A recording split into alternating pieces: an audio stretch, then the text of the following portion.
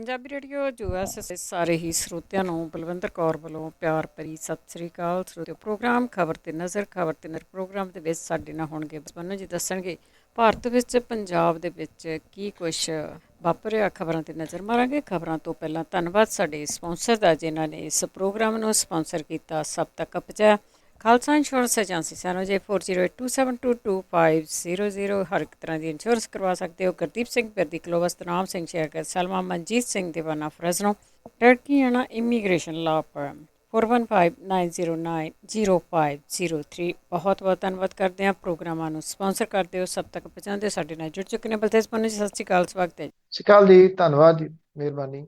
ਗੱਲ ਕਰਦੇ ਹਾਂ ਜੰਮੂ ਕਸ਼ਮੀਰ ਦੇ ਨਾਲ ਇਹਨਾਂ ਦੀ ਮੀਟਿੰਗ ਸੀ। ਉੱਥੇ ਦੇ ਜਿਹੜੇ ਪਹਿਲਾਂ ਵਿਧਾਇਕ ਹੁੰਦੇ ਸੀਗੇ, ਉਸ ਦੇ ਵਿੱਚੋਂ ਕੀ ਨਿਕਲਿਆ? ਕੋ ਕੱਢਣ ਪਾਉਣ ਨੂੰ ਤਾਂ ਅਜੇ ਬਹੁਤਾ ਕੁਝ ਨਹੀਂ ਹੈਗਾ। ਮੀਟਿੰਗ ਹੋਈ ਔਰ ਇਸ ਗੱਲ ਦੇ ਉੱਤੇ ਸਹਿਮਤੀ ਬਣ ਸਕਦੀ ਆ, ਜੰਮੂ ਕਸ਼ਮੀਰ ਦਾ ਦਰਜਾ ਰਾਜ ਦਾ ਮੁੜ ਕੇ ਬਹਾਲ ਕੀਤਾ ਜਾਵੇ। ਇੱਕ ਦੋ ਕਾਰਨ ਨੇ ਜੀ। ਇੱਕ ਤਾਂ ਜਿਹੜਾ ਇਹਦਾ ਹੱਦਬੰਦੀ ਨਵੀਂ ਜਿਹੜੀ ਹੋ ਰਹੀ ਆ, ਨਵੀਂ ਹੋਣ ਵਾਲੀ ਹੱਦਬੰਦੀ ਦੇ ਵਿੱਚ ਜਿਹੜੀਆਂ 7 ਸੀਟਾਂ ਵੱਧ ਸਕਦੀਆਂ ਨੇ। ਇਹ ਸੀਟਾਂ ਜੰਮੂ ਖੇਤਰ ਦੇ ਵਿੱਚ ਜੇ ਵੱਧਦੀਆਂ ਨੇ ਤੇ ਭਾਰਤੀ ਜਨਤਾ ਪਾਰਟੀ ਨੂੰ ਉਹਦਾ ਲਾਭ ਮਿਲੂਗਾ। ਔਰ ਇੱਥੇ ਜਿਹੜਾ ਜੇ ਇਹ ਦੁਬਾਰਾ ਜੰਮੂ ਕਸ਼ਮੀਰ ਰਾਜ ਬਣ ਜਾਂਦਾ, ਸੀਟਾਂ ਵੱਧ ਜਾਂਦੀਆਂ ਨੇ, ਭਾਰਤੀ ਜਨਤਾ ਪਾਰਟੀ ਉੱਥੇ ਸਰਕਾਰ ਬਣਾਉਣ ਦਾ ਜਿਹੜਾ ਉਹ ਯਤਨ ਕਰੂਗੀ। ਇਹਦੇ ਵਿੱਚ ਇੱਕ ਤਾਂ ਸਰਕਾਰ ਬਣਾਊਗੀ, ਦੂਸਰਾ ਉਹ ਉੱਤਰ ਪ੍ਰਦੇਸ਼ ਦੀਆਂ ਚੋਣਾਂ ਤੋਂ ਪਹਿਲਾਂ ਇਹ ਮੈਸੇਜ ਦੇਣਾ ਚਾਹੁੰਦੀ ਆ ਘੱਟ ਗਿਣਤੀ ਨੂੰ ਕਿ ਉਹਨੇ ਗੱਲਬਾਤ ਜਿਹੜੀ ਆ ਉਹ ਸ਼ੁਰੂ ਕੀਤੀ ਹੈ। ਇਹਦੇ ਤੋਂ ਇਹੀ ਹਾਲ ਦੀ ਘੜੀ ਲੱਗਦਾ। ਜਿਹੜੀ ਇਹ ਹੱਦਬੰਦੀ ਹੈ, ਸੰਵਿਧਾਨ ਦੇ ਆਰਟੀਕਲ 82 ਦੇ ਵਿੱਚ ਇਹ ਗੱਲ ਕਹੀ ਗਈ ਆ ਕਿ ਹਰ 10 ਸਾਲ ਤੋਂ ਬਾਅਦ ਜਦੋਂ ਜਿਹੜੀ ਮਰਦਮਸ਼ੁਮਾਰੀ ਹੁੰਦੀ ਆ, ਉਸ ਤੋਂ ਬਾਅਦ ਸਰਕਾਰ ਜਿਹੜੀ ਉਹ ਹੱਦਬੰਦੀ ਆਯੋਗ ਬਣਾ ਸਕਦੀ ਆ। ਔਰ ਇਹੀ ਜਿਹੜਾ ਆਬਾਦੀ ਦੇ ਹਿਸਾਬ ਦੇ ਨਾਲ ਲੋਕ ਸਭਾ ਤੇ ਵਿਧਾਨ ਸਭਾ ਦੀਆਂ ਸੀਟਾਂ ਵਧਾ ਘਟਾ ਸਕਦਾ। ਆਬਾਦੀ ਵਧ ਰਹੀ ਹੈ, ਸੀਟਾਂ ਵੀ ਵਧਣਗੀਆਂ। ਜਿਹੜਾ ਇਹ ਕਮਿਸ਼ਨ ਬਣਦਾ, ਉਹਦਾ ਇੱਕ ਮੇਨ ਕੰਮ ਇਹ ਹੁੰਦਾ ਅਨੁਸੂਚਿਤ ਜਾਤੀ ਅਨੁਸੂਚਿਤ ਜਨਜਾਤੀ ਦੀ ਆਬਾਦੀ ਜਿਹੜੀ ਆ ਉਹਨੂੰ ਧਿਆਨ ਦੇ ਵਿੱਚ ਰੱਖ ਕੇ ਸੀਟਾਂ ਨੂੰ ਰਿਜ਼ਰਵ ਕਰਨਾ। ਇਹਦਾ ਇੱਕ ਮੇਨ ਕੰਮ ਆਬਾਦੀ ਦੇ ਹਿਸਾਬ ਦੇ ਨਾਲ ਵਿਧਾਨ ਸਭਾ ਤੇ ਲੋਕ ਸਭਾ ਖੇਤਰਾਂ ਦੀ ਬਰਾਬਰੀ ਦੇ ਵਿੱਚ ਇਹਨੂੰ ਵੰਡਣਾ, ਤਾਂ ਕਿ ਜਿਹੜੀ ਵੋਟ ਦੀ ਵੈਲਿਊ ਇੱਕ ਰਹੇ। ਹਰ ਜਿਹੜਾ ਖੇਤਰ ਦੇ ਵਿੱਚ ਇਹ ਸਥਿਤੀ ਜਿਹੜੀ ਉਹ ਸੇਮ ਹੈ। ਸੰਵਿਧਾਨ ਦੇ ਤਹਿਤ ਕੇਂਦਰ ਸਰਕਾਰ ਇਹ ਜਿਹੜਾ ਹੱਦਬੰਦੀ ਦਾ ਕਮਿਸ਼ਨ ਆ ਉਹ ਬਣਾਉਂਦਾ, ਤੇ ਇਹ 1952 ਦੇ ਵਿੱਚ ਪਹਿਲੀ ਵਾਰੀ ਬਣਿਆ ਸੀਗਾ। ਉਸ ਤੋਂ ਬਾਅਦ 1963, 1973, 2002 ਤੇ 2020 ਦੇ ਵਿੱਚ ਇਸੇ ਤਰੀਕੇ ਦੇ ਕਮਿਸ਼ਨ ਬਣਾਏ ਗਏ। ਇਹਦੇ ਵਿੱਚ ਇੰਟਰਸਟਿੰਗ ਗੱਲ ਇੱਕ ਇਹ ਵੀ ਹੈ ਕਿ 1971 ਦੇ ਵਿੱਚ ਜਿਹੜੇ ਇੱਥੇ ਮਰਦਮਸ਼ੁਮਾਰੀ ਹੋਈ ਸੀ, ਉਸ ਤੋਂ ਬਾਅਦ ਹੱਦਬੰਦੀ ਦੀ ਕਾਰਵਾਈ ਲਗਾਤਾਰ ਜਿਹੜੀ ਉਹਦੇ ਵਿੱਚ ਕੋਈ ਨਾ ਕੋਈ ਅੜਚਣ ਆਉਂਦੀ ਰਹੀ ਹੈ। 2002 ਦੇ ਵਿੱਚ ਸੰਵਿਧਾਨ ਦੇ 84ਵੇਂ ਸੰਸ਼ੋਧਨ ਦੇ ਵਿੱਚ 2026 ਤੋਂ ਬਾਅਦ ਪਹਿਲੀ ਵਾਰੀ ਜਿਹੜੀ ਇਹ ਜਿਹੜੀ ਗਿਣਤੀ ਆ ਉਹਨੂੰ ਪੂਰੇ ਦੇਸ਼ ਦੇ ਵਿੱਚ ਫਰੀਜ਼ ਜਿਹੜਾ ਉਹ ਕੀਤਾ ਹੋਇਆ 26 ਤੱਕ ਜਿਹੜਾ। ਪਰ ਹੁਣ ਇਹ ਜਿਹੜਾ ਦੁਬਾਰਾ ਕੱਢਿਆ ਜਾ ਰਿਹਾ। ਔਰ ਇਹਦੇ ਵਿੱਚ ਜੇ ਆਪਾਂ ਦੇਖੀਏ ਤਾਂ ਜੰਮੂ ਕਸ਼ਮੀਰ ਦੇ ਵਿੱਚ 5 ਅਗਸਤ 19 ਤੱਕ ਸਪੈਸ਼ਲ ਸਟੇਟਸ ਇਹਨੂੰ ਮਿਲਿਆ ਹੋਇਆ ਸੀਗਾ, ਜਿਹਦੇ ਕਰਕੇ ਕੇਂਦਰ ਸਰਕਾਰ ਦੇ ਉੱਥੇ ਅਧਿਕਾਰ ਜਿਹੜੇ ਉਹ ਬੜੇ ਲਿਮਟਿਡ ਸੀਗੇ। ਜੰਮੂ ਕਸ਼ਮੀਰ ਦੇ ਵਿੱਚ ਹੱਦਬੰਦੀ ਸੰਵਿਧਾਨ ਦੇ ਤਹਿਤ ਹੁੰਦੀ ਸੀ, ਜਿਹਦੇ ਜਿਹੜੀ ਪਰਮਿਸ਼ਨ ਹੈ ਭਾਰਤ ਦੇ ਸੰਵਿਧਾਨ ਨੇ ਦਿੱਤੀ ਸੀ। ਜੰਮੂ ਕਸ਼ਮੀਰ ਦੇ ਵਿੱਚ ਇਸ ਤੋਂ ਪਹਿਲਾਂ 1963, 1973 ਤੇ 1995 ਦੇ ਵਿੱਚ ਹੱਦਬੰਦੀ ਹੋਈ ਸੀਗੀ। ਰਾਜ ਦੇ ਵਿੱਚ 1991 ਦੇ ਵਿੱਚ ਮਰਦਮਸ਼ੁਮਾਰੀ ਨਹੀਂ ਹੋਈ ਸੀ। ਇਹਦੀ ਵਜ੍ਹਾ ਕਰਕੇ 1996 ਦੀਆਂ ਚੋਣਾਂ ਦੇ ਵਿੱਚ 1981 ਦੀ ਮਰਦਮਸ਼ੁਮਾਰੀ ਨੂੰ ਆਧਾਰ ਬਣਾ ਕੇ ਸੀਟਾਂ ਜਿਹੜੀਆਂ ਉਹ ਰੱਖੀਆਂ ਗਈਆਂ ਸੀਗੀਆਂ। ਔਰ ਜੇ 7 ਸੀਟਾਂ ਵੱਧਦੀਆਂ ਨੇ ਰਾਜ ਦੇ ਵਿੱਚ, ਇਸ ਵੇਲੇ 107 ਸੀਟਾਂ ਨੇ, ਜਿਹਦੇ ਵਿੱਚ 24 ਸੀਟਾਂ ਪਾਕਿਸਤਾਨ ਆਕੂਪਾਈਡ ਕਸ਼ਮੀਰ ਦੇ ਵਿੱਚ ਨੇ, 4 ਸੀਟਾਂ ਲਦਾਖ ਦੇ ਵਿੱਚ ਸੀਗੀਆਂ। ਲਦਾਖ ਨੂੰ ਵੱਖਰਾ ਕਰ ਦਿੱਤਾ ਗਿਆ, ਉਹਨੂੰ ਜੰਮੂ ਕਸ਼ਮੀਰ ਨਾਲ ਜੋੜਨ ਦਾ ਕੋਈ ਪ੍ਰੋਗਰਾਮ ਨਿਗਾ ਨਾ ਜੋੜਿਆ ਜਾਣਾ। ਇਹ ਜੰਮੂ ਕਸ਼ਮੀਰ ਦੇ ਵਿੱਚ ਇਫੈਕਟਿਵ ਸਟਰੈਂਥ ਜਿਹੜੀ ਆ ਉਹ 83 ਸੀਟਾਂ ਦੀ ਹੋ ਜੂਗੀ। ਔਰ ਜੇ ਜੰਮੂ ਕਸ਼ਮੀਰ ਦੇ ਤਹਿਤ ਜੰਮੂ ਕਸ਼ਮੀਰ ਦੇ ਵਿੱਚ 90 ਸੀਟਾਂ ਹੋਣਗੀਆਂ, ਮਤਲਬ ਕਿ 7 ਵੱਧ ਤੇ ਪਾਕਿਸਤਾਨ ਆਕੂਪਾਈਡ ਕਸ਼ਮੀਰ ਦੀਆਂ 24 ਸੀਟਾਂ ਰਲਾ ਕੇ 2 ਸੀਟਾਂ ਦੀ ਗਿਣਤੀ ਜਿਹੜੀ ਉਹ ਵੱਧ ਕੇ 114 ਜਿਹੜਾ ਉਹ ਹੋ ਜੂਗੀ। ਇੱਥੇ ਕਦੋਂ ਚੋਣਾਂ ਹੋਣਗੀਆਂ ਅਜੇ ਕੁਝ ਨਹੀਂ ਜਿਹੜਾ ਉਹ ਕਿਹਾ ਜਾ ਸਕਦਾ। ਇੰਨਾ ਹੈ ਕਿ ਜਦੋਂ ਇਹ ਹੱਦਬੰਦੀ ਮੁਕੰਮਲ ਹੋਗੀ ਇਸ ਪਾਸੇ ਵੱਲ ਨੂੰ ਸਟੈਪ ਜਿਹੜਾ ਉਹ ਵਧਾਇਆ ਜਾਊਗਾ। ਵੈਸੇ ਲੱਗਦਾ ਇਹ ਆ ਕਿ ਅਗਸਤ ਦੇ ਵਿੱਚ ਜਿਵੇਂ 2 ਸਾਲ ਹੋ ਜਾਣੇ ਆ, ਇੱਥੇ ਲੋਕਾਂ ਨੂੰ ਮੁਸ਼ਕਲ ਭਰਿਆ, ਕਿੱਡੀ ਕੁ ਮੁਸ਼ਕਲ ਭਰਿਆ ਐਕਚੁਅਲੀ ਉਹੀ ਦੱਸ ਸਕਦੇ ਆ। 2 ਸਾਲ ਅਗਸਤ ਦੇ ਵਿੱਚ ਹੋ ਜਾਣੇ ਆ ਉਹਨਾਂ ਨੂੰ ਜਿਹੜਾ ਉਹ ਕੈਦ ਕੀਤਿਆ ਹੋਇਆ। ਉਦੋਂ ਪਹਿਲਾਂ ਇੱਕਦਮ ਜਿਹੜਾ ਜੀ ਉਹ ਚੇਤੇ ਆਉਣਾ, ਇਹਦੇ ਪਿੱਛੇ ਕੋਈ ਨਾ ਕੋਈ ਤਾਂ ਅਹਿਮ ਕਾਰਨ ਹੈਗੇ ਆ। ਜਿਹੜਾ ਜੋ ਲੱਗਦਾ ਹਾਲ ਦੀ ਘੜੀ ਉੱਤਰ ਪ੍ਰਦੇਸ਼ ਦੀਆਂ ਚੋਣਾਂ ਲੱਗਦੀਆਂ ਨੇ ਜੀ, ਇਹ ਵੋਟਾਂ ਦਾ ਹੀ ਜੋੜ ਤੋੜ ਹੈਗਾ ਕੁਛ ਨਾ ਕੁਛ ਜਿਹੜੇ ਹੁਣ ਐਕਟਿਵ ਹੋਏ ਆ। ਤੇ ਅੱਗੇ ਟਵਿੱਟਰ ਦੀ ਜੰਗ ਚੱਲ ਰਹੀ ਆ ਇੰਡੀਆ ਦੀ ਗੌਰਮੈਂਟ ਦੇ ਨਾਲ। ਹੁਣ ਇਹਨਾਂ ਨੂੰ ਕਰਨਾਟਕਾ ਦੀ ਹਾਈ ਕੋਰਟ ਨੇ ਰਾਹਤ ਦਿੱਤੀ। ਇੱਕ ਇਹਨਾਂ ਦੀ ਜਿਹੜਾ ਮੁਸਲਿਮ ਵਿਅਕਤੀ ਸੀਗਾ ਬਜ਼ੁਰਗ, ਉਹਦੇ ਉੱਤੇ ਹਮਲਾ ਹੋਇਆ ਸੀ ਜਿਹਦੀ ਵੀਡੀਓ ਵਾਇਰਲ ਹੋ ਗਈ ਸੀਗੀ। ਉਹਦੇ ਵਿੱਚ ਬੁਰੇ ਤਰੀਕੇ ਦੇ ਨਾਲ ਉਸ ਬਜ਼ੁਰਗ ਦੀ ਕੁੱਟਮਾਰ ਕੀਤੀ ਜਾ ਰਹੀ ਆ, ਉਹਦੀ ਦਾੜੀ ਕੱਟ ਦਿੱਤੀ ਗਈ ਸੀਗੀ। ਇਹ ਵੀਡੀਓ ਵਾਇਰਲ ਕਰਨ ਦੇ ਮਾਮਲੇ ਦੇ ਵਿੱਚ ਤਲਬ ਕੀਤੇ ਗਏ ਟਵਿੱਟਰ ਇੰਡੀਆ ਦੇ MD ਮਨੀਸ਼ ਮਹੇਸ਼ਵਰੀ ਨੂੰ ਕਰਨਾਟਕ ਹਾਈ ਕੋਰਟ ਨੇ ਰਾਹਤ ਦਿੱਤੀ ਆ। ਗਾਜ਼ੀਆਬਾਦ ਪੁਲਿਸ ਨੂੰ ਸਖਤ ਕਾਰਵਾਈ ਤੋਂ ਗੁਰੇਜ਼ ਕਰਨ ਦੇ ਹੁਕਮ ਦਿੱਤੇ ਗਏ ਆ। ਜਸਟਿਸ ਜੀ ਨਰਿੰਦਰ ਦੀ ਸਿੰਗਲ ਬੈਂਚ ਨੇ ਗੱਲ ਕਹੀ ਆ ਕਿ ਪੁਲਿਸ ਮਨੀਸ਼ ਮਹੇਸ਼ਵਰੀ ਤੋਂ ਵਰਚੁਅਲੀ ਪੁੱਛ ਪੜਤਾਲ ਕਰ ਸਕਦੀ ਆ, ਵੀਡੀਓ ਦੇ ਰਾਹੀਂ ਪੁੱਛ ਪੜਤਾਲ ਕਰ ਰਹੇ। ਅਦਾਲਤ ਦੇ ਵੱਲੋਂ ਕੇਸ ਦੇ ਉੱਤੇ 29 ਜੂਨ ਨੂੰ ਅੱਗੇ ਸੁਣਵਾਈ ਜਿਹੜੀ ਉਹ ਕੀਤੀ ਜਾਊਗੀ। ਉਸ ਵੇਲੇ ਤੱਕ ਪਟੀਸ਼ਨਰ ਦੇ ਖਿਲਾਫ ਕੋਈ ਵੀ ਸਖਤ ਕਾਰਵਾਈ ਕਰਨ ਤੋਂ ਪੁਲਿਸ ਨੂੰ ਰੋਕ ਦਿੱਤਾ ਗਿਆ। ਜਿਹੜੇ ਜੱਜ ਸੀਗੇ ਉਹਨਾਂ ਨੇ ਪਟੀਸ਼ਨਰ ਦੀ ਧਾਰਾ 160 ਦੇ ਤਹਿਤ ਮਿਲੇ ਨੋਟਿਸ ਦਾ ਜਵਾਬ ਦਿੱਤਾ ਸੀਗਾ, ਪਰ ਗਾਜ਼ੀਆਬਾਦ ਪੁਲਿਸ ਨੇ ਉਹਦੀ ਰਿਕੁਐਸਟ ਨੂੰ ਠੁਕਰਾ ਦਿੱਤਾ ਤੇ ਇਹ ਗੱਲ ਕਹੀ ਕਿ ਧਾਰਾ 41A ਦੇ ਤਹਿਤ ਨੋਟਿਸ ਜਾਰੀ ਕਰਕੇ 24 ਘੰਟਿਆਂ ਦੇ ਵਿੱਚ ਪੇਸ਼ ਹੋਣ ਲਈ ਕਿਹਾ। ਜਿਹੜਾ ਟਵਿੱਟਰ ਇੰਡੀਆ ਦਾ MD ਆ ਉਹਦੇ ਵੱਲੋਂ ਪੇਸ਼ ਹੋਏ ਵਕੀਲ ਨੇ ਇਹ ਗੱਲ ਕਹੀ ਕਿ 24 ਘੰਟਿਆਂ ਦੇ ਵਿੱਚ ਬੰਗਲੁਰੂ ਤੋਂ ਗਾਜ਼ੀਆਬਾਦ ਪਹੁੰਚਣਾ ਮੁਸ਼ਕਲ ਹੈ। ਅਦਾਲਤ ਨੇ ਕਿਹਾ ਕਿ petitioner Twitter Communication India Private Limited ਦੀ ਮਾਰਕੀਟਿੰਗ ਤੇ ਸੇਲਸ ਦਾ ਕੰਮ ਦੇਖ ਰਿਹਾ ਤੇ ਬੋਰਡ ਆਫ ਡਾਇਰੈਕਟਰਸ ਦਾ ਮੈਂਬਰ ਵੀ ਨਹੀਂ ਹੈ, ਜਿਹਦੇ ਉੱਤੇ ਵੀਡੀਓ ਅਪਲੋਡਿੰਗ ਦੀ ਜ਼ਿੰਮੇਵਾਰੀ ਜਿਹੜੀ ਉਹ ਹੁੰਦੀ ਹੈ। ਹੁਣ ਸਵਾਲ ਜਿਹੜਾ ਵੱਡਾ ਇਹ ਆ ਕਿ ਚਾਹੇ ਉਹ ਤੁਸੀਂ ਦਿਸ਼ਾ ਰਾਵੀ ਤੋਂ ਲੈ ਲਓ, ਇਹਨੂੰ ਟੂਲ ਕਿੱਟ ਮਾਮਲੇ ਦੇ ਵਿੱਚ ਉਲਝਾਇਆ ਗਿਆ ਸੀ, ਚਾਹੇ ਉਹ JNU ਦੇ ਸਟੂਡੈਂਟ ਲੈ ਲਓ ਜਿਨ੍ਹਾਂ ਦੀਆਂ ਜ਼ਮਾਨਤਾਂ ਪਿਛਲੇ ਦਿਨਾਂ ਦੇ ਵਿੱਚ ਮਨਜ਼ੂਰ ਕੀਤੀਆਂ ਗਈਆਂ। ਦਿਸ਼ਾ ਰਾਵੀ ਵਾਲੇ ਮਾਮਲੇ ਦੇ ਉੱਤੇ ਜੋ ਕੁਝ ਉਸ ਜ਼ਮਾਨਤਾਂ ਦੇ ਫੈਸਲੇ ਦੇ ਵਿੱਚ ਲਿਖਿਆ ਗਿਆ ਉਹ ਇੱਕ ਕਿਸਮ ਦੇ ਨਾਲ ਇਤਿਹਾਸਕ ਦਸਤਾਵੇਜ਼ ਹੈ। ਜਿਹੜਾ ਫੈਸਲਾ ਪਿਛਲੇ ਦਿਨਾਂ ਦੇ ਵਿੱਚ ਇਹਨਾਂ 3 ਸਟੂਡੈਂਟ ਨੂੰ ਜ਼ਮਾਨਤ ਦਿੰਦਿਆਂ ਲਿਖਿਆ ਗਿਆ ਦਸਤਾਵੇਜ਼ ਉਹ ਵੀ ਹੈ, ਉਹਦੇ ਵਿੱਚ 100 ਸਫ਼ੇ ਨੇ ਲਗਭਗ UAPA ਦੇ ਤਹਿਤ। ਇਹ ਜਿਹੜਾ ਮਾਮਲਾ ਟਵਿੱਟਰ ਵਾਲਾ, ਟਵਿੱਟਰ ਨੂੰ ਕਿਸੇ ਤਰੀਕੇ ਨਾਲ ਝੁਕਾਉਣ ਵਾਲਾ, ਹੁਣ ਅਦਾਲਤ ਨੇ ਇਸ ਮਾਮਲੇ ਦੇ ਉੱਤੇ ਵੀ ਰਾਹਤ ਜਿਹੜੀ ਦੀ ਉਹ ਦਿੱਤੀ ਹੈ। ਇਹਦਾ ਮਤਲਬ ਇਹ ਕਿ ਤੁਸੀਂ ਵੱਖ-ਵੱਖ ਮਾਮਲਿਆਂ ਨੂੰ ਜੇ ਇਕੱਠਿਆਂ ਕਰਕੇ ਦੇਖਦੇ ਹੋ, ਉਹਦਾ ਮਤਲਬ ਜਿਹੜਾ ਇਹੀ ਨਿਕਲਦਾ ਕਿ ਕਿਸੇ ਨਾ ਕਿਸੇ ਤਰੀਕੇ ਦੇ ਨਾਲ ਆਵਾਜ਼ ਜਿਹੜੀ ਉਹ ਦਬਾਉਣ ਦੀ ਕੋਸ਼ਿਸ਼ ਆ, ਪਰ ਅਦਾਲਤਾਂ ਤੋਂ ਲਗਾਤਾਰ ਰਾਹਤ ਜਿਹੜੀ ਆ ਉਹ ਮਿਲ ਰਹੀ ਹੈ।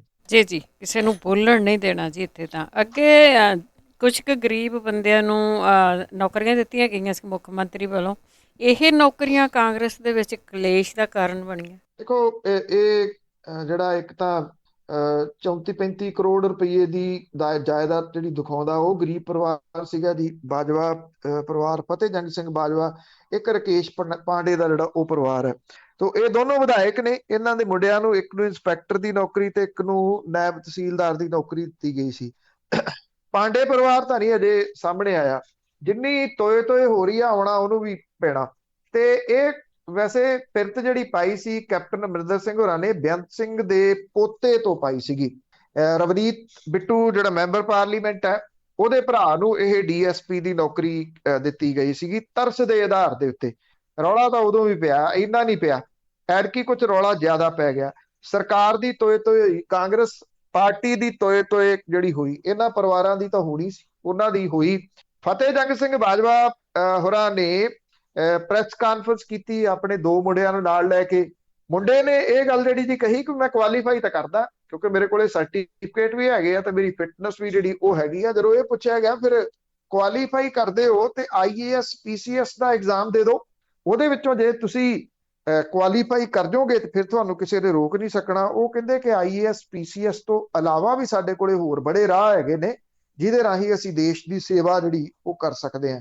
ਇਹ ਨੌਕਰੀ ਤਾਂ ਉਹਨਾਂ ਨੇ ਛੱਡ ਦਿੱਤੀ। ਨਾਲ ਦੀ ਨਾਲ ਨਵਾਂ ਜਿਹੜਾ ਸੀਗਾ ਜੀ ਉਹ ਪੁਆੜਾ ਇਹ ਖੜਾ ਕਰਤਾ ਕਿ ਫਤਿਹ ਜੰਗ ਸਿੰਘ ਬਾਜਵਾ ਹੋਰਾਂ ਨੇ ਕਿਹਾ ਕਿ ਅਸੀਂ ਤਾਂ ਕੁਰਬਾਨੀ ਸਾਡੇ ਪਰਿਵਾਰ ਨੇ ਪਹਿਲਾਂ ਵੀ ਕੀਤੀ ਹੈ। ਸਤਨਾਮ ਸਿੰਘ ਬਾਜਵਾ ਹੋਰਾਂ ਦੀ ਮੌਤ ਜਿਹੜੀ ਹੋਈ ਆ ਤੇ ਇਹ ਇੱਕ ਹੋਰ ਕੁਰਬਾਨੀ ਅਸੀਂ ਇਹ ਕਰਤੀ ਕਿ ਸਰਕਾਰੀ ਨੌਕਰੀ ਛੱਡਤੀ ਜਿਹੜੀ ਕੋਈ ਛੱਡਦਾ ਨਹੀਂ। ਛੱਡੀ ਪ੍ਰੈਸ਼ਰ ਕਰਕੇ, ਛੱਡੀ ਇਸ ਕਰਕੇ ਕਿ ਸਿਆਸਤ ਚੋਂ ਖਤਮ ਹੋ ਜਾਗੇ। ਲੋਕਾਂ ਦੇ ਵਿੱਚ ਵੱਡੇ ਸਵਾਲ ਜਿਹੜੇ ਉਹ ਖੜੇ ਹੋਣੇ ਸ਼ੁਰੂ ਹੋ ਗਏ ਕਿ ਇਹ ਕਰ ਕੀ ਰਹੇ ਨੇ। ਹੁਣ ਕਹਿੰਦੇ ਕਿ ਅਸੀਂ ਤਾਂ ਨੌਕਰੀ ਛੱਡਤੀ। ਤ੍ਰਿਪਤ ਰਜਿੰਦਰ ਸਿੰਘ ਬਾਜਵਾ ਦਾ ਮੁੰਡਾ ਚੇਅਰਮੈਨ ਨਹੀਂ ਛੱਡੇ, ਸੁਖ ਸਰਕਾਰੀਆ ਦਾ ਮੁੰਡਾ ਚੇਅਰਮੈਨ ਨਹੀਂ ਛੱਡੇ, ਤੇ ਜਿਹੜੇ ਸੁਨੀਲ ਜਾਖੜ ਨੇ ਉਹਨਾਂ ਦਾ ਭਤੀਜਾ ਜਿਹੜੀ ਆ ਉਹ ਚੇਅਰਮੈਨ ਨਹੀਂ ਛੱਡੇ। ਸੁਖ ਸਰਕਾਰੀਆ ਦਾ ਤਾਂ ਅਜੇ ਇਹਦੇ ਉੱਤੇ ਕੋਈ ਪ੍ਰਤੀਕਰਮ ਨਹੀਂ ਆਇਆ, ਨਾ ਅਜੇ ਤੱਕ ਤ੍ਰਿਪਤ ਰਜਿੰਦਰ ਸਿੰਘ ਬਾਜਵਾ ਦਾ ਇਹਦੇ ਉੱਤੇ ਕੋਈ ਪ੍ਰਤੀਕਰਮ ਜਿਹੜਾ ਉਹ ਆਇਆ। ਇਹਦੇ ਉੱਤੇ ਪ੍ਰਤੀਕਰਮ ਇੱਕ ਸੁਨੀਲ ਜਾਖੜ ਹੋਰਾਂ ਦਾ ਜ਼ਰੂਰ ਆਇਆ। ਉਹਨਾਂ ਨੇ ਇਹ ਗੱਲ ਕਹੀ ਆ ਕਿ ਜਿਹੜਾ ਮੇਰਾ ਭਤੀਜਾ ਅਜੇ ਵੀਰ ਜਾਖੜ ਹੈ ਉਹਨੇ ਨਾ ਤਾਂ ਕੋਈ ਤਨਖਾਹ ਲਈ ਹੈ ਸਰਕਾਰ ਤੋਂ, ਨਾ ਕਿਸੇ ਕਿਸਮ ਦਾ ਕੋਈ ਬੈਨੀਫਿਟ ਜਾਂ ਭੱਤਾ ਲਿਆ। ਇਹ ਵੀ ਕਿਹਾ ਕਿ ਜਿਹੜੇ ਚਿੱਕੜ ਸੁੱਟਣ ਦੀ ਜਗ੍ਹਾ ਦੇ ਉੱਤੇ ਬਾਜਵਾ ਪਰਿਵਾਰ ਪੰਜਾਬ ਦੇ ਲੋਕਾਂ ਤੋਂ ਮੁਆਫੀ ਮੰਗੇ ਜਿਨ੍ਹਾਂ ਦੇ ਨਾਲ ਉਹ ਧੋਖਾ ਕਰਨ ਲੱਗਿਆ ਸੀ। ਹੁਣ ਘੱਟੋ ਘੱਟ ਇਹ ਜ਼ਰੂਰ ਹੋ ਗਿਆ ਕਿ ਫਤਿਹ ਜੰਗ ਸਿੰਘ ਬਾਜਵਾ ਨੇ ਇੰਨਾ ਕੁ ਤਾਂ ਦੱਸਤਾ ਨਾ ਵੀ ਮਲਾਈਦਾਰ ਮਹਿਕਮੇ ਜਿਹੜੇ ਨੇ ਉਹ ਕਿਹਨੇ ਲਏ ਹੋਏ ਆ। ਫਤਿਹ ਜੰਗ ਸਿੰਘ ਬਾਜਵਾ ਦੇ ਇਸ ਬਿਆਨ ਤੋਂ ਬਾਅਦ ਤ੍ਰਿਪਤ ਰਜਿੰਦਰ ਸਿੰਘ ਬਾਜਵਾ, ਸੁਖ ਸਰਕਾਰੀਆ ਵੀ ਦੱਸਣਗੇ ਇਸ ਮਾਮਲੇ ਦੇ ਉੱਤੇ, ਪ੍ਰਤੀਕਰਮ ਤਾਂ ਦੇਣਗੇ। ਇਹਦੇ ਨਾਲ ਕਾਂਗਰਸ ਦੇ ਵਿੱਚ ਜਿਹੜਾ ਜੀ ਉਹ ਫੁੱਟ ਪੈਂਦੀ ਸਪਸ਼ਟ ਨਜ਼ਰ ਆ ਰਹੀ ਹੈ।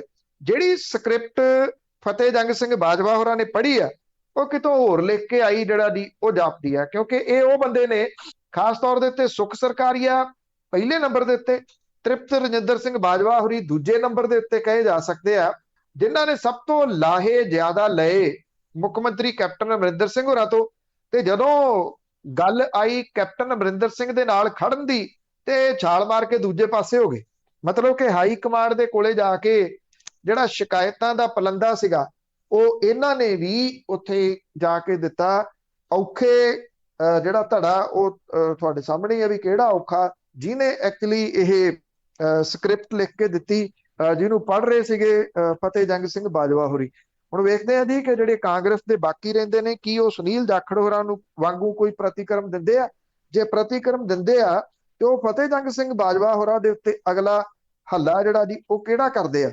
ਇਹ ਨੌਕਰੀਆਂ ਵਾਲਾ ਮਾਮਲਾ ਜਿਹੜਾ ਇਹ ਤਰਸ ਦੇ ਆਧਾਰ ਵਾਲਾ, ਇਹ ਐਕਚੁਅਲੀ ਜਿਹੜਾ ਛੇੜ ਲਿਆ ਕੈਪਟਨ ਅਮਰਿੰਦਰ ਸਿੰਘ ਹੋਰਾਂ ਨੇ, ਇਹ ਕਿਹਾ ਜਾ ਸਕਦਾ ਕਿ ਇਹ ਭਾਰਾ ਪੈ ਸਕਦਾ ਉਹਨਾਂ ਨੂੰ ਸ਼ਾਇਦ ਹੋ ਸਕਦਾ ਇਹ ਹੋਵੇ ਕਿ ਜਦੋਂ ਬੇਅੰਤ ਸਿੰਘ ਦੇ ਪੋਤੇ ਨੂੰ ਨੌਕਰੀ ਦੇ ਦਿੱਤੀ ਸੀ ਲੋਕਾਂ ਨੇ ਇੱਕ ਅੱਧੇ ਦਿਨ ਦੇ ਵਿੱਚ ਇਹ ਵੀ ਭੁੱਲ ਭੁਲਾ ਜਾਣਾ, ਪਰ ਐਤਕੀ ਏਦਾਂ ਹੋਇਆ।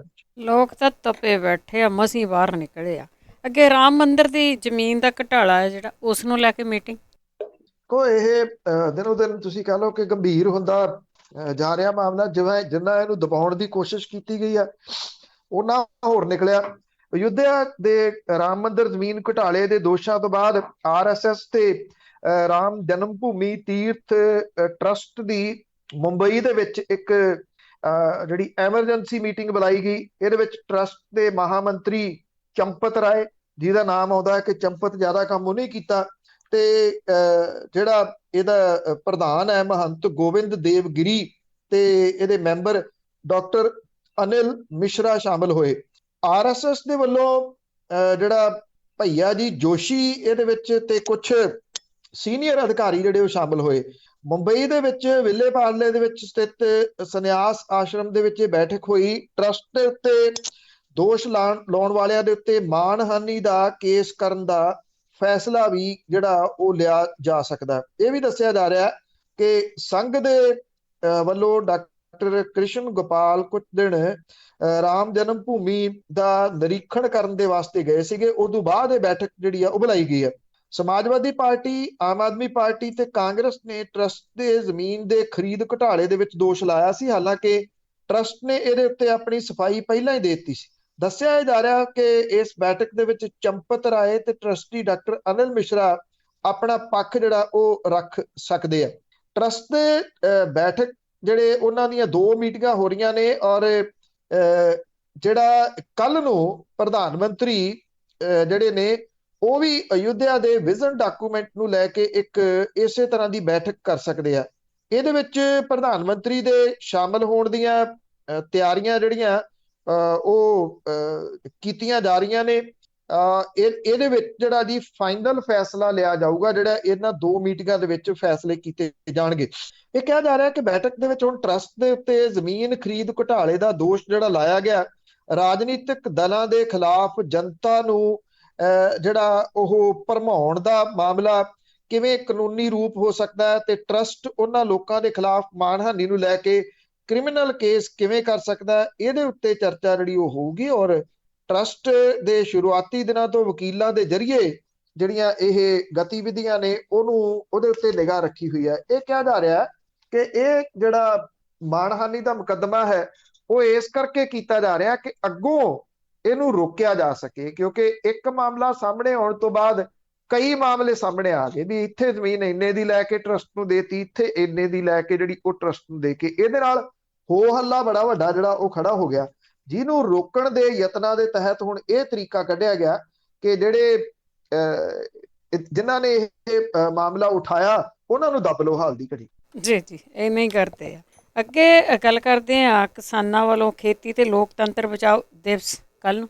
ਇਹ 7 ਮਹੀਨੇ ਪੂਰੇ ਹੋਣ ਦੇ ਉੱਤੇ ਜਿਹੜਾ ਜੀ ਇਹ ਖੇਤੀ ਬਚਾਓ ਲੋਕਤੰਤਰ ਬਚਾਓ ਨਾਅਰੇ ਦੇ ਨਾਲ ਕਿਸਾਨਾਂ ਦਾ ਸੰਘਰਸ਼ ਜਿਹੜਾ ਜੀ ਉਹ ਅਗਲੇ ਸਟੈਪ ਦੇ ਵਿੱਚ ਜਾਊਗਾ। ਇਹਦੇ ਵਿੱਚ ਮਜ਼ਦੂਰ, ਔਰਤਾਂ, ਵਿਦਿਆਰਥੀ, ਦਲਿਤ, ਘੱਟ ਗਿਣਤੀਆਂ ਜਥੇਬੰਦੀਆਂ ਦੇ ਵੱਲੋਂ ਸੂਬਿਆਂ ਦੇ ਜਿਹੜੇ ਰਾਜਪਾਲ ਨੇ ਉਹਨਾਂ ਦੇ ਰਾਹੀਂ ਰਾਸ਼ਟਰਪਤੀ ਨੂੰ ਮੰਗ ਪੱਤਰ ਦਿੱਤੇ ਜਾਣਗੇ। ਸੰਯੁਕਤ ਕਿਸਾਨ ਮੋਰਚੇ ਅਤੇ ਕਿਸਾਨ ਜਥੇਬੰਦੀਆਂ ਦੇ ਆਗੂਆਂ ਨੇ ਸਾਂਝੀ ਪ੍ਰੈਸ ਕਾਨਫਰੰਸ ਦੇ ਦੌਰਾਨ ਇਹ ਐਲਾਨ ਕੀਤਾ।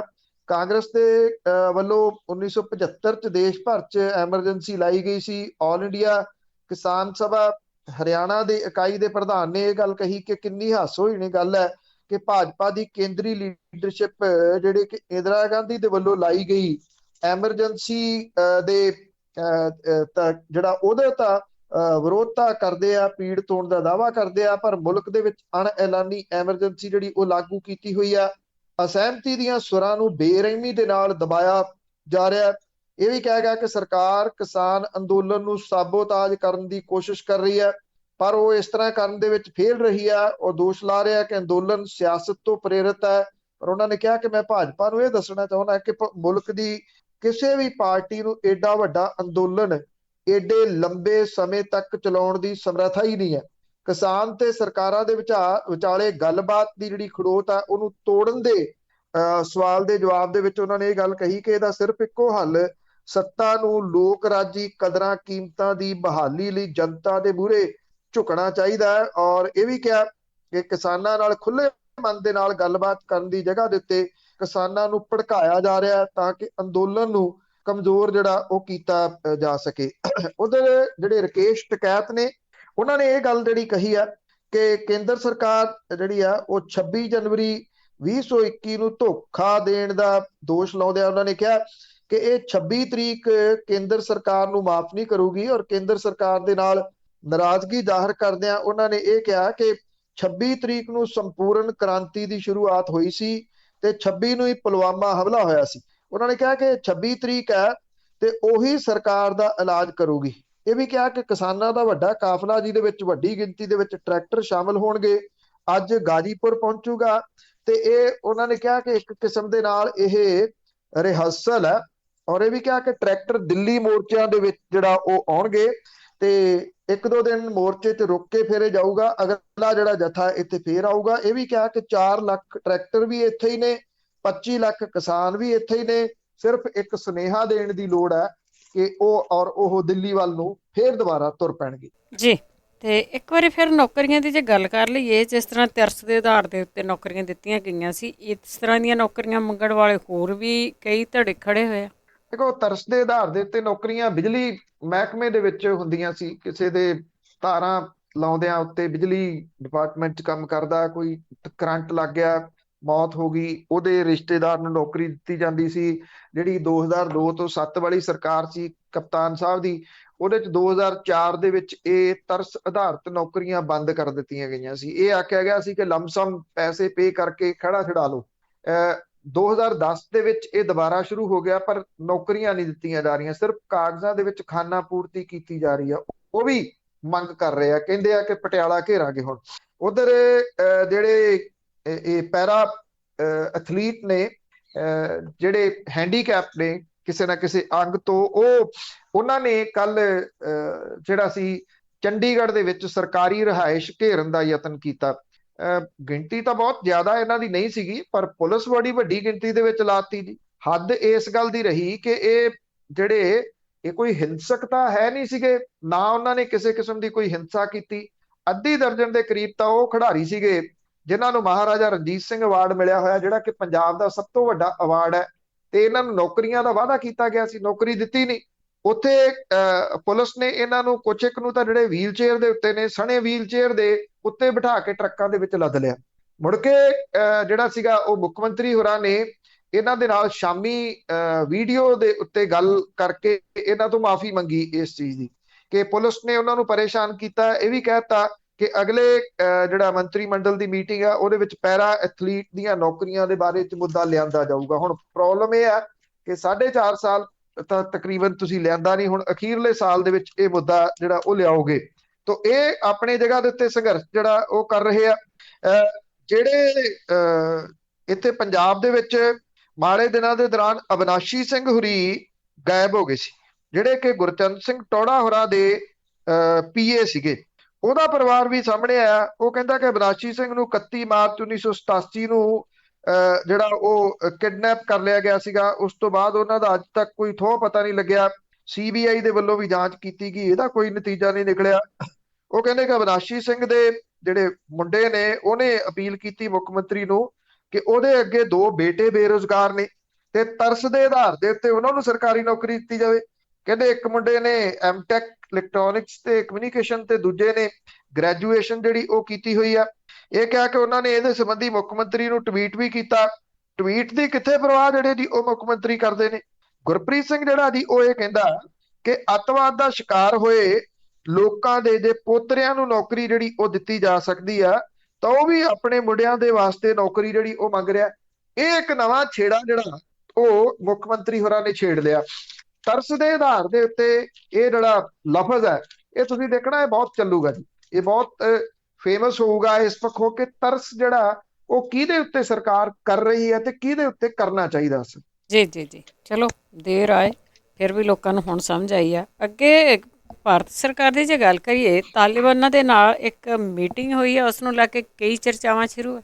ਦੇਖੋ 20 ਸਾਲ ਤੋਂ ਬਾਅਦ ਅਮਰੀਕਨ ਜਿਹੜੇ ਫੌਜੀ ਨੇ ਜੀ, ਉਹਨਾਂ ਦੀ ਵਾਪਸੀ 11 ਸਤੰਬਰ ਤੱਕ ਪੂਰੀ ਹੋ ਜਾਣੀ ਆ।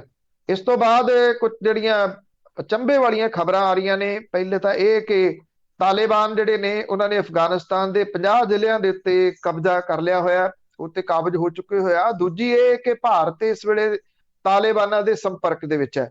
ਕਤਰ ਦੀ ਰਾਜਧਾਨੀ ਦੋਹਾ ਦੇ ਵਿੱਚ ਭਾਰਤੀ ਅਫਸਰਾਂ ਤੇ ਤਾਲਿਬਾਨੀ ਨੇਤਾਵਾਂ ਦੇ ਵਿਚਾਲੇ ਗੱਲਬਾਤ ਹੋਈ। ਇਹ ਪਿਛਲੇ ਦਿਨਾਂ ਤੋਂ ਜਦੋਂ ਚੀਜ਼ ਸਾਹਮਣੇ ਆਈ, ਸਰਕਾਰ ਇਹਨੂੰ ਡਿਨਾਈ ਕਰ ਰਹੀ ਹੈ, ਹਾਲਾਂਕਿ ਉਹਦੇ ਉੱਤੇ ਕੋਈ ਜਵਾਬ ਨਹੀਂ ਦੇ ਰਹੀ। ਵਿਰੋਧੀ ਧਿਰਾਂ ਘੇਰ ਰਹੀਆਂ ਨੇ, ਭਗਤਾਂ ਨੂੰ ਘੇਰਿਆ ਜਾ ਰਿਹਾ ਵੀ ਹੁਣ ਦੱਸੋ ਜਿਹੜੀ ਦੇਸ਼ ਧਰੋਹੀ ਜਿਹੜੀ ਉਹਦਾ ਇਲਜ਼ਾਮ ਲੱਗਣਾ ਚਾਹੀਦਾ ਕਿ ਨਹੀਂ।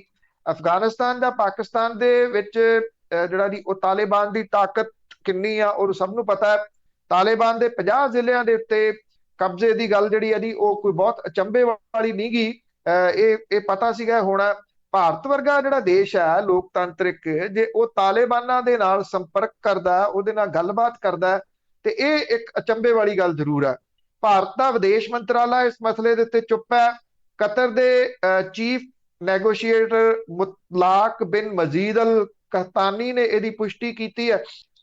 1979 ਤੋਂ 1999 ਤੱਕ ਅਫਗਾਨਿਸਤਾਨ ਦੇ ਉੱਤੇ ਰਸ਼ੀਆ ਦਾ ਸ਼ਾਸਨ ਰਿਹਾ। ਅਮਰੀਕਾ, ਪਾਕਿਸਤਾਨ ਤੇ ਅਰਬ ਦੇਸ਼ ਅਫਗਾਨ ਜਿਹੜੇ ਲੜਾਕੇ ਸੀ ਉਹਨਾਂ ਨੂੰ ਪੈਸਾ ਤੇ ਹਥਿਆਰ ਦਿੰਦੇ ਰਹੇ। ਜਦੋਂ ਸੋਵੀਅਤ ਫੌਜਾਂ ਨੇ ਅਫਗਾਨਿਸਤਾਨ ਛੱਡਤਾ ਤਾਂ ਮੁਜਾਹਿਦੀਨ ਗੁੱਟ ਇੱਕ ਬੈਨਰ ਦੇ ਹੇਠਾਂ ਆ ਗਿਆ, ਇਹਨੂੰ ਤਾਲਿਬਾਨ ਨਾਮ ਦਿੱਤਾ ਗਿਆ। ਹਾਲਾਂਕਿ ਤਾਲਿਬਾਨੀ ਵੀ ਇਹਨਾਂ ਦਿਨਾਂ ਦੇ ਵਿੱਚ ਫੁੱਟ ਦਾ ਸ਼ਿਕਾਰ ਨੇ, ਬੜੇ ਸਾਰੇ ਉਹਨਾਂ ਦੇ ਵੀ ਗਰੁੱਪ ਬਣੇ ਹੋਏ ਨੇ। ਤਾਲਿਬਾਨ ਦੇ ਵਿੱਚ 90% ਪਸ਼ਤੂਨ ਕਬਾਇਲੀ ਲੋਕ ਨੇ, ਜ਼ਿਆਦਾ ਦਾ ਜਿਹੜਾ ਤਾਲੁਕ ਆ ਉਹ ਪਾਕਿਸਤਾਨ ਦੇ ਮਦਰਸਿਆਂ ਤੋਂ ਆ। ਇਹਨਾਂ ਦਾ ਪਸ਼ਤੋ ਭਾਸ਼ਾ ਦੇ ਵਿੱਚ ਤਾਲਿਬਾਨੀ ਦਾ ਅਰਥ ਹੁੰਦਾ ਜਿਹੜਾ ਵਿਦਿਆਰਥੀ, ਸਟੂਡੈਂਟ। ਔਰ ਪੱਛਮੀ ਤੇ ਉੱਤਰੀ ਪਾਕਿਸਤਾਨ ਦੇ ਵਿੱਚ ਬਹੁਤ ਸਾਰੇ ਪਸ਼ਤੂਨ ਨੇ। ਅਮਰੀਕਾ ਤੇ ਪੱਛਮੀ ਦੇਸ਼ ਇਹਨਾਂ ਅਫਗਾਨ ਤਾਲਿਬਾਨ ਤੇ ਤਾਲਿਬਾਨ ਪਾਕਿਸਤਾਨ ਦੇ ਤੌਰ ਦੇ ਉੱਤੇ ਵੰਡ ਕੇ ਵੇਖਦੇ ਆ। 1996 ਤੋਂ 2001 ਤੱਕ ਅਫਗਾਨਿਸਤਾਨ ਦੇ ਵਿੱਚ ਤਾਲਿਬਾਨਾਂ ਦੀ ਹਕੂਮਤ ਰਹੀ ਹੈ। ਇਹਦੇ ਦੌਰਾਨ ਦੁਨੀਆ ਦੇ ਸਿਰਫ 3 ਦੇਸ਼ਾਂ ਨੇ ਇਹਦੀ ਸਰਕਾਰ ਨੂੰ ਮਾਨਤਾ ਦੇਣ ਦਾ ਜੋਖਮ ਜਿਹੜਾ ਉਠਾਇਆ ਸੀਗਾ। ਇਹ ਦੇਸ਼ ਜਿਹੜੇ ਦੀ ਸੁੰਨੀ ਬਹੁਲ ਇਸਲਾਮਿਕ ਦੇਸ਼ ਸੀਗੇ, ਸਾਊਦੀ ਅਰਬ, ਸੰਯੁਕਤ ਅਰਬ ਅਮੀਰਾਤ ਤੇ ਪਾਕਿਸਤਾਨ। 1999 ਦੇ ਵਿੱਚ ਜਦੋਂ ਇੰਡੀਅਨ 에ਅਰਲਾਈਨਸ ਦਾ ਜਹਾਜ਼ ਉਹਨੂੰ ਹਾਈਜੈਕ ਕੀਤਾ ਗਿਆ ਸੀ ਤਾਂ ਉਦੋਂ ਇਹਦਾ ਆਖਰੀ ਟਿਕਾਣਾ ਜਿਹੜਾ ਸੀਗਾ ਉਹ ਅਫਗਾਨਿਸਤਾਨ ਦਾ ਕੰਧਾਰ 에ਅਰਪੋਰਟ ਬਣਿਆ ਸੀ। ਉਸ ਵੇਲੇ ਪਾਕਿਸਤਾਨ ਦੇ ਇਸ਼ਾਰੇ ਦੇ ਉੱਤੇ ਤਾਲਿਬਾਨ ਨੇ ਭਾਰਤ ਸਰਕਾਰ ਨੂੰ ਬਲੈਕਮੇਲ ਕੀਤਾ ਸੀਗਾ ਔਰ 3 ਅੱਤਵਾਦੀਆਂ ਨੂੰ ਰਿਹਾ ਕੀਤਾ ਗਿਆ ਸੀਗਾ ਤਾਂ ਇਹ ਜਿਹੜੇ ਪੈਸੰਜਰ ਸੀ ਆ ਸਕੇ ਸੀ, ਜਦੋਂ ਕਿ ਉਹਦੇ ਵਿੱਚੋਂ ਕੁਝ ਜਿਹੜਾ ਦੀ ਉਹ ਮਾਰੇ ਗਏ ਸੀ। ਕਤਰ ਦੇ ਚੀਫ ਨੈਗੋਸ਼ੀਏਟਰ ਜਿਹੜੇ ਨੇ ਅਲ ਕਹਤਾਨੀ ਦੇ ਮੁਤਾਬਕ ਤਾਲਿਬਾਨ ਦੇ ਨਾਲ ਗੱਲਬਾਤ ਲਈ ਭਾਰਤੀ ਅਧਿਕਾਰੀਆਂ ਨੇ ਦੋਹਾ ਦਾ ਦੌਰਾ ਕੀਤਾ।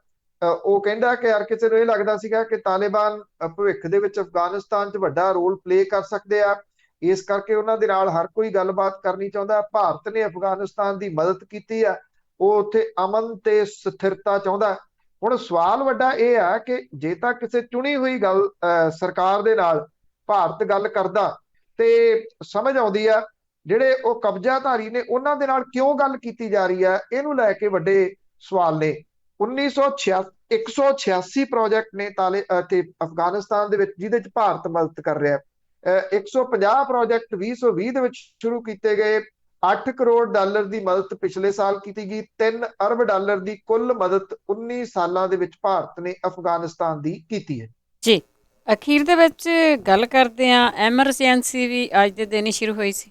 ਬਿਲਕੁਲ ਜੀ, ਐਕਚੁਅਲੀ ਇਹਦਾ ਜਿਹੜਾ ਪਿਛੋਕੜ ਸੀਗਾ ਜੀ ਉਹ ਸੀਗਾ ਕਿ ਇਲਾਹਾਬਾਦ ਹਾਈ ਕੋਰਟ ਦੇ ਵਿੱਚ ਪੂਰੇ ਦੇਸ਼ ਦੀ ਨਿਗਾਹ ਜਿਹੜੀ ਦੀ ਉਹ ਜਸਟਿਸ ਜਗਮੋਹਨ ਲਾਲ ਸਿਨਹਾ ਦੇ ਉੱਤੇ ਟਿਕੀ ਹੋਈ ਸੀ। 12 ਜੂਨ 1975 ਨੂੰ ਜਸਟਿਸ ਸਿਨਹਾ ਇੰਦਰਾ ਗਾਂਧੀ ਬਨਾਮ ਰਾਜ ਨਾਰਾਇਣ ਮਾਮਲੇ ਦੇ ਵਿੱਚ ਆਪਣਾ ਫੈਸਲਾ ਸੁਣਾਉਣ ਵਾਲੇ ਸੀਗੇ। ਇਹ ਮਾਮਲਾ 1971 ਦੇ ਚੋਣਾਂ ਨਾਲ ਜੁੜਿਆ ਸੀ।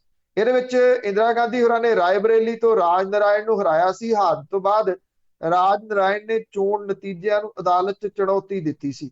ਉਹਨੇ ਇੰਦਰਾ ਗਾਂਧੀ ਹੋਰਾਂ ਦੇ ਉੱਤੇ ਸਰਕਾਰੀ ਮਸ਼ੀਨਰੀ ਦੇ ਦੁਰਉਪਯੋਗ, ਚੋਣਾਂ 'ਚ ਘੁਟਾਲਾ, ਭ੍ਰਿਸ਼ਟਾਚਾਰ ਦਾ ਦੋਸ਼ ਲਾਇਆ ਸੀ। ਮੰਗ ਇਹ ਕੀਤੀ ਸੀ ਕਿ ਚੋਣ ਰੱਦ ਕੀਤੀ ਜਾਵੇ।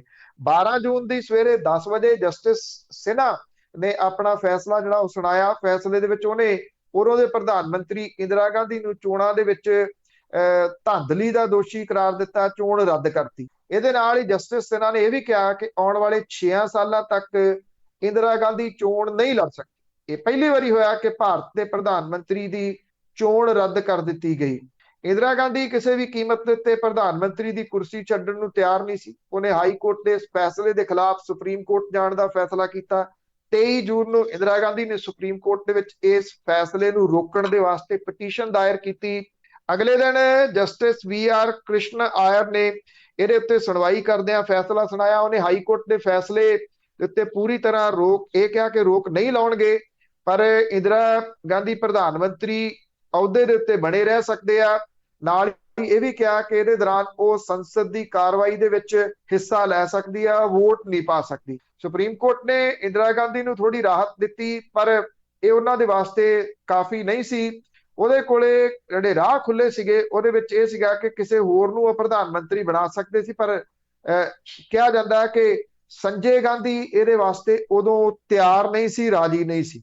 ਇੱਕ ਪਾਸੇ ਇੰਦਰਾ ਗਾਂਧੀ ਨੂੰ ਅਦਾਲਤ ਦੀ ਰਾਹਤ ਮਿਲੀ, ਦੂਜੇ ਪਾਸੇ ਜੈ ਪ੍ਰਕਾਸ਼ ਨਾਰਾਇਣ ਦੀ ਅਗਵਾਈ ਦੇ ਵਿੱਚ ਪੂਰਾ ਵਿਰੋਧੀ ਧਿਰ ਸੜਕਾਂ ਦੇ ਉੱਤੇ ਉਤਰ ਕੇ ਇੰਦਰਾ ਗਾਂਧੀ ਦੇ ਅਸਤੀਫੇ ਦੀ ਮੰਗ ਕਰ ਰਿਹਾ ਸੀ। ਸੁਪਰੀਮ ਕੋਰਟ ਨੇ ਇਸ ਫੈਸਲੇ ਤੋਂ ਬਾਅਦ ਵਿਰੋਧੀ ਜਿਹੜੇ ਸੀਗੇ ਉਹ ਹੋਰ ਜ਼ਿਆਦਾ ਉਹਨਾਂ ਦੇ ਤੇਵਰ ਤਿੱਖੇ ਹੋ ਗਏ ਤੇ 24 ਜੂਨ ਨੂੰ ਫੈਸਲਾ ਆਇਆ ਕਿ 25 ਜੂਨ ਨੂੰ ਜੈ ਪ੍ਰਕਾਸ਼ ਨਾਰਾਇਣ ਨੇ ਦਿੱਲੀ ਦੇ ਰਾਮਲੀਲਾ ਮੈਦਾਨ ਦੇ ਵਿੱਚ ਇੱਕ ਰੈਲੀ ਰੱਖੀ।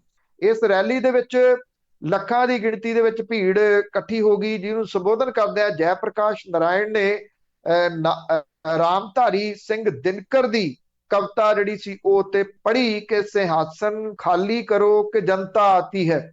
ਜੈ ਪ੍ਰਕਾਸ਼ ਨਾਰਾਇਣ ਨੇ ਇੰਦਰਾ ਗਾਂਧੀ ਨੂੰ ਸਵਾਰਥੀ ਤੇ ਮਹਾਤਮਾ ਗਾਂਧੀ ਦੇ ਆਦਰਸ਼ਾਂ ਤੋਂ ਭਟਕਿਆ ਹੋਇਆ ਜਿਹੜਾ ਜੀ ਉਹ ਕਿਹਾ।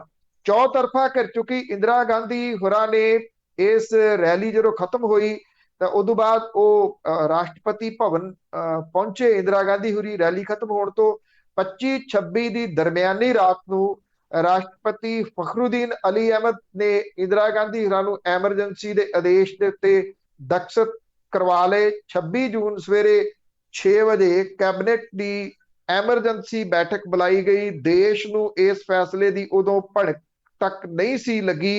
ਇੰਦਰਾ ਗਾਂਧੀ ਨੇ ਇਹ ਫੈਸਲਾ ਲੈਣ ਤੋਂ ਪਹਿਲਾਂ ਆਪਣੇ ਮੰਤਰੀ ਮੰਡਲ ਦੀ ਸਲਾਹ ਤੱਕ ਨਹੀਂ ਲਈ। ਅੱਧੇ ਘੰਟੇ ਚੱਲੀ ਕੈਬਨਿਟ ਮੀਟਿੰਗ ਤੋਂ ਬਾਅਦ ਇੰਦਰਾ ਗਾਂਧੀ ਨੇ ਆਕਾਸ਼ਵਾਣੀ ਤੇ ਦੇਸ਼ ਭਰ ਦੇ ਉੱਤੇ ਆਕਾਸ਼ਵਾਣੀ ਦੇ ਉੱਤੇ ਆ ਕੇ ਰੇਡੀਓ ਤੇ ਆ ਕੇ ਐਮਰਜੈਂਸੀ ਲਾਉਣ ਦਾ ਐਲਾਨ ਜਿਹੜਾ ਉਹ ਕੀਤਾ ਔਰ ਆਜ਼ਾਦ ਭਾਰਤ ਦੇ ਇਤਿਹਾਸ ਦੇ ਵਿੱਚ ਇੱਕ ਬੁਰੇ ਦੌਰ ਦੀ ਸ਼ੁਰੂਆਤ ਜਿਹੜਾ ਦੀ ਉਹ ਕੀਤੀ ਗਈ ਸੀ। ਬਹੁਤ ਸਾਰੇ ਨੇਤਾਵਾਂ ਨੂੰ ਜੇਲ੍ਹਾਂ 'ਚ ਸੁੱਟ ਦਿੱਤਾ ਗਿਆ, ਪ੍ਰੈਸ ਦੇ ਉੱਤੇ ਪਾਬੰਦੀ ਲਾਈ ਗਈ, ਨਾਗਰਿਕਾਂ ਦੇ ਸਾਰੇ ਅਧਿਕਾਰ ਜਿਹੜੇ ਉਹ ਖੋਲੇ ਗਏ ਤੇ ਦੇਸ਼ ਦੇ ਵਿੱਚੋਂ ਲੋਕਤੰਤਰ ਉਸ ਟਾਈਮ ਖਤਮ ਕਰ ਦਿੱਤਾ ਗਿਆ ਸੀ। ਦੇਸ਼ ਦੇ ਵਿੱਚ ਅਗਲੇ ਦਿਨ ਅਖਬਾਰ ਨਹੀਂ ਛਪੇ ਕਿਉਂਕਿ ਸਰਕਾਰ ਨੇ ਅਖਬਾਰਾਂ ਦੇ ਦਫ਼ਤਰਾਂ ਦੀ ਬਿਜਲੀ ਕੱਟ ਦਿੱਤੀ। ਜਿਹੜੇ ਅਖਬਾਰ ਛਪ ਰਹੇ ਸੀ ਉਹਨਾਂ ਦੇ ਉੱਤੇ ਸਖਤ ਪਾਬੰਦੀਆਂ ਲਾਈਆਂ ਗਈਆਂ ਜੀ। ਸੋ ਕਿਤੇ ਨਾ ਕਿਤੇ ਇਹ ਸਾਰੇ ਕੁਝ ਨੂੰ ਯਾਦ ਕਰਦਿਆਂ ਅੱਜ ਦੇ ਸੰਦਰਭ ਦੇ ਵਿੱਚ ਵੀ ਵੇਖਿਆ ਜਾ ਸਕਦਾ। ਬਿਲਕੁਲ ਜੀ, ਡਿਕਟੇਟਰਸ਼ਿਪ ਸੀ ਤੇ ਅੱਜ ਵੀ ਉਹੀ ਉਧਰ ਨੂੰ ਵਧ ਰਿਹਾ ਭਾਰਤ। ਬਹੁਤ ਬਹੁਤ ਧੰਨਵਾਦ ਬਲਤੇਜ ਪੰਨੂ। ਮਿਹਰਬਾਨੀ ਜੀ, ਧੰਨਵਾਦ ਜੀ, ਸਤਿ ਸ਼੍ਰੀ ਅਕਾਲ। ਸਤਿ ਸ਼੍ਰੀ ਅਕਾਲ ਜੀ। ਤੇ ਸਰੋਤੇ ਸਨ ਬਲਤੇਜ ਪੰਨੂ ਜੋ ਸਾਡੇ ਨਾਲ ਜੁੜਦੇ ਨੇ, ਕਰਦੇ ਨੇ ਖਬਰਾਂ। ਇਸੇ ਦੇ ਨਾਲ ਸਾਡਾ ਅੱਜ ਦਾ ਬੁਲੇਟਿਨ ਇੱਥੇ ਸਮਾਪਤ। ਬਲਵਿੰਦਰ ਕੌਰ ਵੱਲੋਂ ਆਪ ਸਭ ਨੂੰ ਹੀ ਪਿਆਰ ਭਰੀ ਸਤਿ ਸ਼੍ਰੀ ਅਕਾਲ।